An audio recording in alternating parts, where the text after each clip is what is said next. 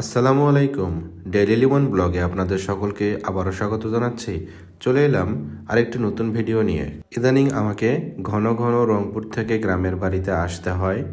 তেমনি আজকে একটা দিন আমি খুব ভোরে আমার গ্রামের বাড়িতে চলে এসেছি, কিন্তু বাড়িতে আসার আগে আমাদের বাজার থেকে অল্প কিছু বাজার করে নিয়ে বাড়িতে যাচ্ছি। আজ মঙ্গলবার, আমাদের ভেন্ডাবাড়িতে হাটবার, এবং হাটবারে আমাদের ভেন্ডাবাড়িতে বাজার শুরু হয় খুব ভোরবেলা থেকেই। এটা অনেক দিন আগে থেকেই প্রচলিত।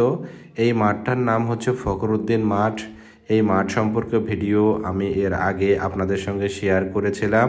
আপনারা চাইলে এই মাঠের নাম ফখরুদ্দিন মাঠ কেন হলো সেই সম্পর্কে জানতে ওই ভিডিওটি দেখতে পারেন। আমি রংপুর থেকে রওনা দিয়েছি অনেক ভোরবেলা, কিন্তু এখন শীতকাল, কুয়াশার কারণে রাস্তা খুব ভালোভাবে দেখা যাচ্ছিল না, তাই খুবই আস্তে আস্তে আমি এসেছি এবং আসতে একটু সময় লেগেছে। এখন প্রায় 9টা বেজে গেছে এবং আমাদের বাজার আস্তে আস্তে অনেক জমজমাট হয়ে উঠতেছে। দেখতে পাচ্ছেন সব টাটকা সবজি দিয়ে বাজার ভরে গেছে। আমাদের এই বাজারে সব ধরনের সবজি পাওয়া যায়। আর এই যে সবজিগুলো দেখতে পাচ্ছেন, এগুলো আমাদের আশেপাশের এলাকায় আমাদের কৃষকেরাই উৎপাদন করে। আমাদের এই বাজারটা কিন্তু অনেক সুন্দর।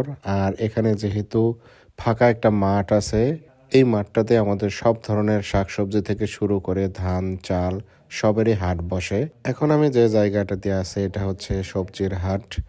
এখানে আশেপাশের সব কৃষকেরা তাদের উৎপাদিত সবজি নিয়ে আসছে এবং সুন্দর করে সারিবদ্ধভাবে দাঁড়াইছে এবং বস্তাগুলো এইভাবে রাখছে। এগুলো মূলত পাইকারি বিক্রি করতেছে। আমাদের যে এখানে খুচরা বিক্রেতা আছে তারা এখান থেকে মাল কিনতেছে এবং সারাদিন এগুলা আমাদের এই বাজারে বিক্রি করবে। গ্রামের বাজার অনেক সুন্দর সুন্দর সবজি আসছে। শুধু সেজন্যই প্রথমে আমি পুরো বাজারটা একা একা ঘুরলাম এবং অনেক ভিডিও করলাম। তারপরে ভাবলাম যে আমি আমার বাজার করা শুরু করি। প্রথমেই আমি এই আলুটা কিনলাম। এটা একেবারে নতুন আলু, ওই জন্য ওটা একটু বেশি করে নিয়ে নিলাম। তার পাশে দেখতে পেলাম যে খুব সুন্দর টমেটো বিক্রি করতেছে।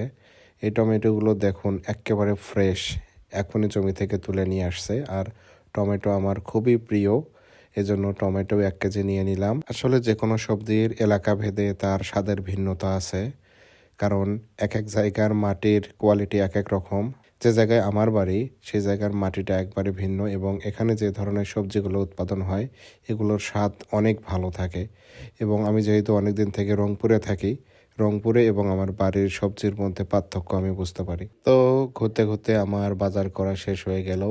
আজকের ভিডিওটা কেমন লাগলো অবশ্যই কমেন্টস করে জানাবেন। আর আমার এই ধরনের ভিডিও দেখতে চাইলে আমার ফেসবুক পেজ এবং ইউটিউব চ্যানেলটি সাবস্ক্রাইব করে দিয়ে রাখবেন। সবাই ভালো থাকবেন, সুস্থ থাকবেন এবং আমাদের জন্য দোয়া করবেন। আল্লাহ হাফেজ।